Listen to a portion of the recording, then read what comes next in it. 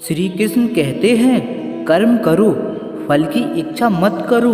जानिए इसकी कहानी। एक राजा था जो अपनी प्रजा का बहुत ख्याल रखता था। वह अपनी प्रजा के बीच जाता और उनकी समस्याओं को सुनता था। वह कोशिश करता था कि वह उनकी समस्याओं को दूर कर सके।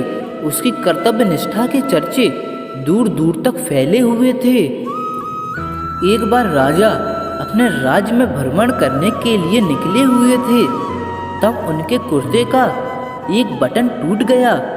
यह देख राजा ने अपने मंत्री को तुरंत बुलाया और उसे आदेश दिया कि वो गांव के एक अच्छे दर्जी को बुला लाए जो उसके कुर्ते का बटन लगा दे। यह सुन मंत्री ने गांव में दर्जी की खोज शुरू कर दी। संयोग से उन्हें एक दर्जी भी मिल गया। गांव में उसकी एक छोटी सी दुकान थी। उस दर्जी को जल्द ही राजा के पास लाया गया।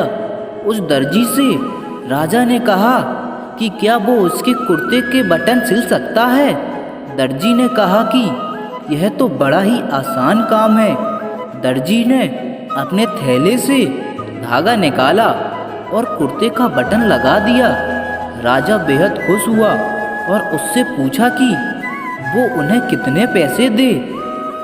इस पर दर्जी ने कहा कि इतने से काम के लिए वो पैसे नहीं ले सकता है। इस पर राजा ने कहा कि वो इसकी कीमत जरूर देंगे।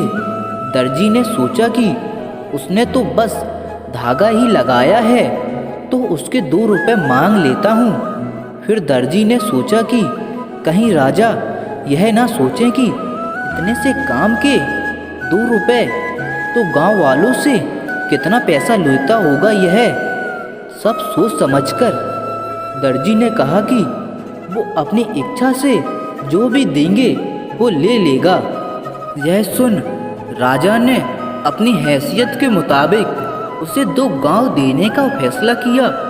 राजा ने कहा कि कहीं समाज में उसका रुतबा छोटा ना हो जाए, इसीलिए उसने यह आदेश दिया।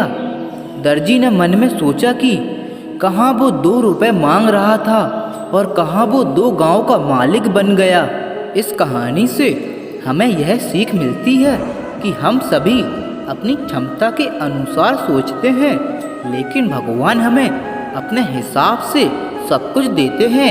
हम छोटा मांगते हैं और कई बार भगवान हमें उनके देने की क्षमता के आधार पर कुछ अच्छा और कुछ बड़ा देते हैं। इसीलिए गीता में श्री कृष्ण ने भी कहा कि कर्म करो, फल की इच्छा मत करो, और यही इस कहानी का सार भी है।